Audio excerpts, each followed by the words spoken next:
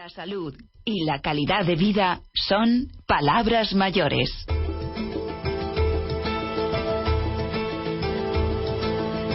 Decíamos, esta situación que estamos viviendo, una situación que estamos analizando desde diferentes ángulos, desde diferentes perspectivas en las últimas semanas, en los últimos meses, intentando aportar, pues soluciones a los problemas que puedan ir surgiendo a causa de este confinamiento y de este proceso de desescalada ya en el que estamos inmersos. Estamos en esta sección dedicada a la salud, a la calidad de vida. Hoy vamos a hablar sobre todo de salud psicológica, algo importante, básico, vital para estar bien también físicamente. Porque nos vamos a preguntar qué consecuencias está teniendo para nuestra integridad psíquica, para nuestra salud psíquica y emocional este proceso, esta situación, repito, en la que estamos inmersos. ¿Qué herramientas podemos utilizar para solventar esas consecuencias, esos problemas? Al otro lado del teléfono está la directora y fundadora de Psicólogos en Casa, Natalia Pedrajas, y ella va a ser quien nos ayude a dar respuesta a estas preguntas. Natalia, buenos días. Buenos días a todos y a todas. ¿Qué tal estás? Pues la verdad es que siempre es una pregunta interesante para contestar desde un plano emocional. Entonces voy a evitar tirar del bien, del mal o del tirando, ¿no? Sino que voy a profundizar a nivel emocional, que esta es una de las primeras herramientas de que podamos conocer bien cómo estamos, cómo están nuestras emociones. Entonces hoy te diría, desde muy optimista, que me he levantado un poco, pues con ese optimismo inteligente de fijarme en aquellas cosas positivas que me van a pasar y que quiero que pasen en el día de hoy. Y también, pues un poco cansada, porque no es fácil dormir en esta pandemia, ¿no? Me parece que la alteración del sueño también es algo bastante común en todas las personas de todas las edades. Entonces, pues ahí estamos. Bueno, no está mal, ¿eh? Es verdad que es una pregunta que suele hacerse, esta que yo te hacía de Natalia, ¿cómo estás? Pero que tiene un trasfondo y un calado muy, muy significativo. Vamos a hablar de esta situación, de cómo nos afecta, como les decíamos a los oyentes, pero cuéntame primero, ¿qué es esto de Psicólogos en Casa? Pues Psicólogos en Casa es una red, es una comunidad que apostó por un modelo de intervención hace 10 años, que fue la psicología en las casas de las personas. Es decir, nosotros no tenemos un espacio físico típico como puede ser una consulta, sino que realizamos todas las intervenciones en el domicilio de las personas. Y esto nos da la posibilidad de tener una información y una interacción con la persona que quiere ser ayudada y con la familia, de una manera distinta, ¿no? Y la verdad es que desde que empezamos en su día hasta el día de hoy, pues hemos podido formar a muchas personas, porque son unas habilidades terapéuticas de las cuales hay que formarse porque no están en la carrera o en los másteres, y luego hay mucha gente que se ha sorprendido de cuánto de cómodo y de cuánto de natural y de cálido, sin perder calidez en la intervención, era que un psicólogo o una psicóloga viniera a su casa. Ahora mismo, en esta situación de pandemia, seguimos atendiendo a personas en el domicilio, que son casos muy graves, con todas las medidas de seguridad que nos proponen, ¿no?, desde distintas organizaciones, y la mayoría de las consultas las estamos haciendo online. En esta situación, esta comunidad creo que está compuesta por, corrígeme, Natalia, 400 psicólogos, 400 especialistas.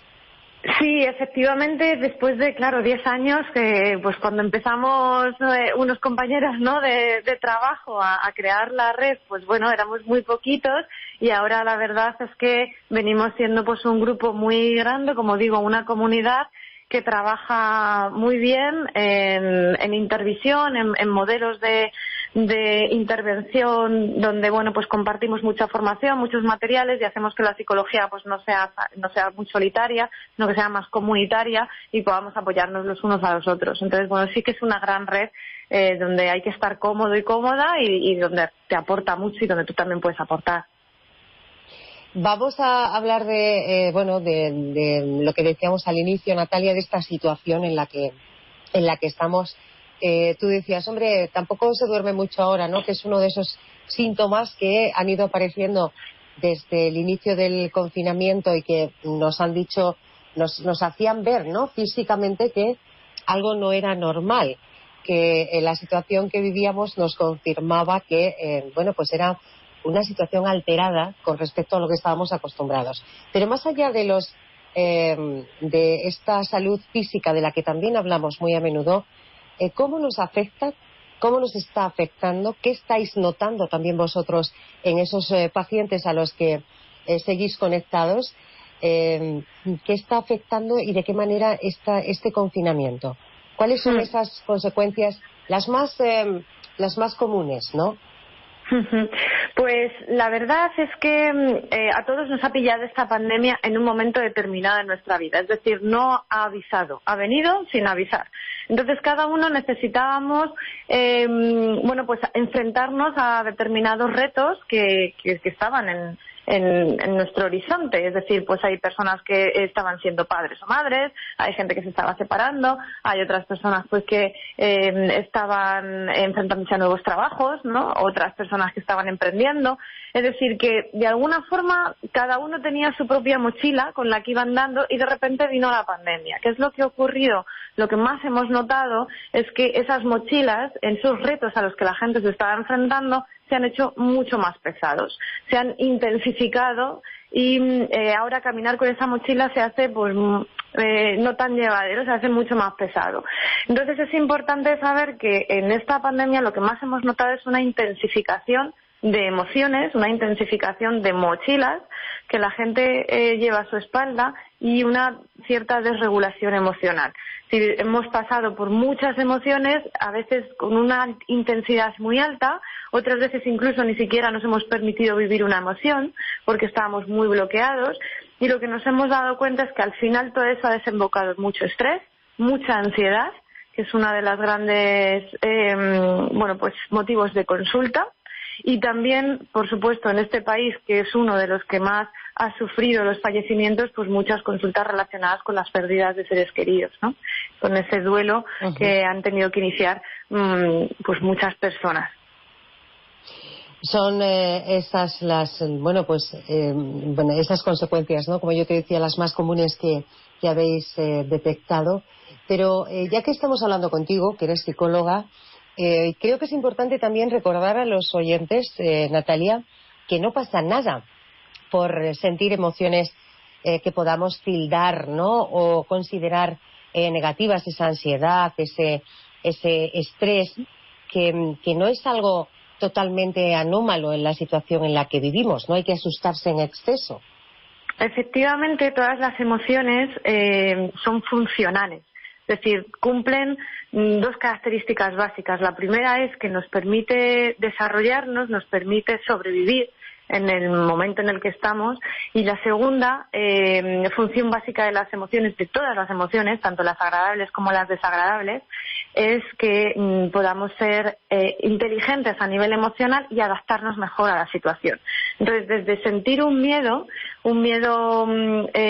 protector, un miedo adaptativo y querer poner medidas de seguridad, querer detectar muy bien cuáles son las amenazas, tener mucha precaución cuando vas a la compra, cuando estás interaccionando fuera de casa, pues lavarte las manos. Todo esto ha hecho que el miedo cumpla la función para la que se diseñó en nuestra filogenia humana, ¿no? Que es justamente que cumpla la función de la protección, mantenerte a salvo y mantenerte sano. Luego también hemos transitado pues por la tristeza. La tristeza es tremendamente funcional. La tristeza es la que nos permite pararnos a pensar y aceptar la realidad y buscar alternativas, ¿no? Cuando la persona está en una tristeza que llamamos reflexiva, es una tristeza que te hace muchas veces incluso llorar, pero porque estás ahí sabiendo cuál es la realidad que tienes que aceptar y por lo tanto también buscando las alternativas de cómo te quieres desarrollar. O incluso la rabia, que también puede ser una emoción desagradable, ¿no? Que nos dicen, ay, no te enfades tanto, no hay que estar enfadado. La rabia cumple una función interesantísima, ¿no? Y es justamente pues construir hacia adelante, o sea, sacar toda la energía que tenemos. Una rabia sana es la que propone soluciones y las lleva a cabo, no solamente las propone, sino que las lleva a cabo. Entonces, bueno, pues todas estas emociones, que el miedo, la tristeza, la rabia, el orgullo, el amor también, son emociones por las que hemos transitado como en una montaña rusa y son tremendamente funcionales. Incluso, como decías, la ansiedad nos está avisando, la ansiedad nos protege de que tenemos que hacer cambios, ¿no? El mecanismo funcional de la ansiedad es justamente decir qué cambios tienes que hacer en tu vida para acumular bienestar. Eso sería como escuchar al máximo cuando nos viene una ansiedad y decir, vale, pues venga, me voy a poner a reparar qué es lo que tengo que cambiar en mi vida para tener más niveles de bienestar. Te estaba escuchando, Natalia, muy atentamente, y claro, estas emociones uno puede llegar a pensar que, vale, son emociones que han surgido durante el confinamiento. Decíamos también, estamos en el proceso de desescalada. Uno puede pensar, y creo que erróneamente tú me dices ahora, que claro, ya vamos a salir a la calle, ya todas estas emociones se van a normalizar, ya esa mochila de la que tú hablabas va a pesar lo que pesaba antes, ya no va a pesar tanto. ¿Esto es así? Ni mucho menos. O sea, lo que va a ocurrir en la desescalada es que vamos a cambiar de estado, por así decirlo, de medidas, ¿no? De libertades, por así decirlo, que tenemos, y la huella emocional que hemos generado hacia atrás, es decir, la huella emocional de lo que llamamos el confinamiento, de cuando hemos estado confinados y aislados, ¿no? en nuestra casa, es justamente la que va a primar en la desescalada. Es decir, que si yo la huella emocional que he tenido en el confinamiento predominantemente ha sido miedosa, porque además de protegerme, pues me he pasado un poquito, se me ha ido el miedo a un miedo un poquito más desadaptativo y he tenido un miedo muy ansioso, un miedo demasiado prudente, un miedo muy aterrador, pues esa va a ser una huella emocional que también va a primar en la desescalada. Es decir, es como que se nos queda un rastro.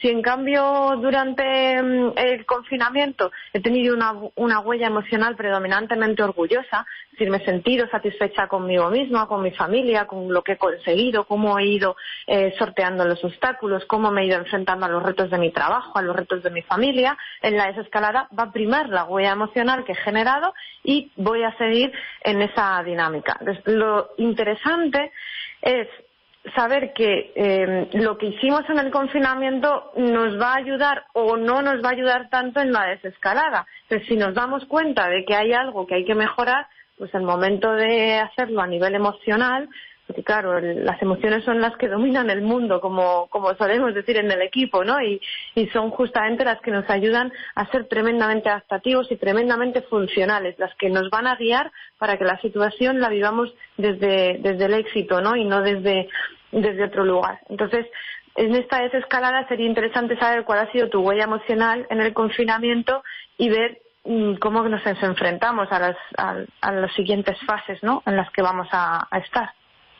Esas fases que hemos oído y hemos llamado en muchas ocasiones una nueva realidad. Y escuchándote, me pregunto, Natalia, ¿esa nueva realidad entonces nos obliga a reinventarnos? Y si es así, Natalia, ¿cómo? ¿Cómo se hace esto? ¿Qué herramientas podemos facilitar a los oyentes y a nosotros mismos, ¿no?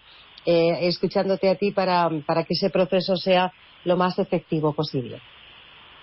Nos obliga a reinventarnos, nos ha obligado a reinventarnos en el confinamiento y la desescalada nos está obligando también a reinventarnos.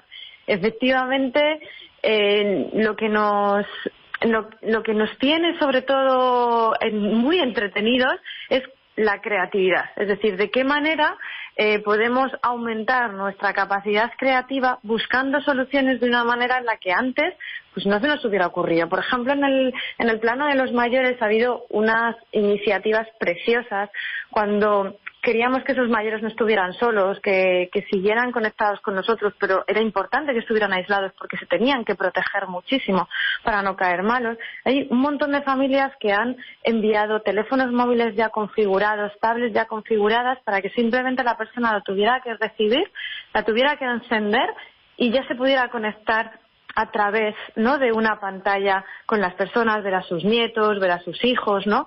Entonces, la capacidad de reinvención está totalmente ligada con la capacidad creativa que hemos tenido de adaptarnos, de superadaptarnos a situaciones y de no hacer que la pandemia nos ganara terreno, ¿no? Y en este caso, pues, en la desescalada nos vamos a enfrentar a un montón de situaciones donde nos vamos a tener que reinventar y donde además también vamos a tener que poner en marcha una de las fortalezas que ha primado en esta pandemia, que es la creatividad.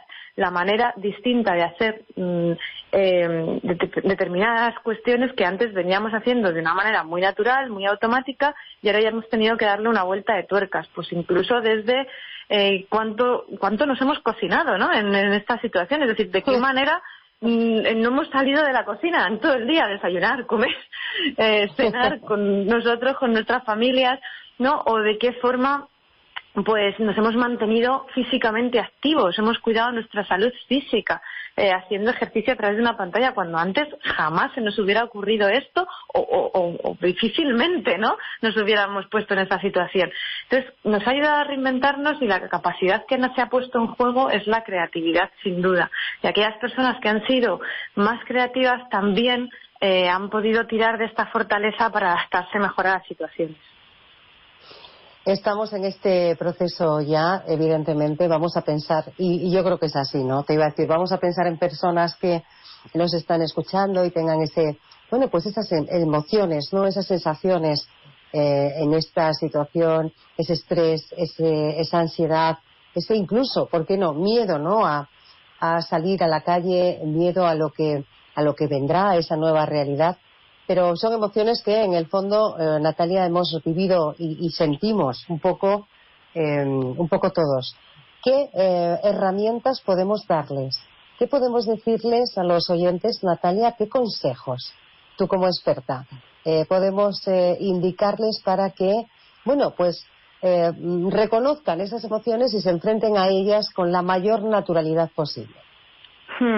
La primera herramienta que a nosotros nos gusta mucho trabajar es una búsqueda rápida en Internet que se puede hacer, que se llama Rueda de las Emociones.